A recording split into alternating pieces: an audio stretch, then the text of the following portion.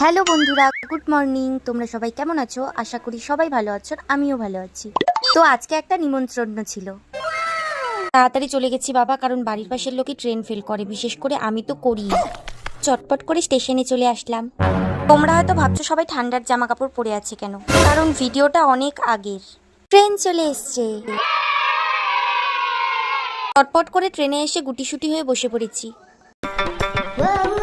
তারপর কোচবিহারে নেমে পড়ি। তারপর ওখান থেকে আবার অটো ধরে চলে যাই।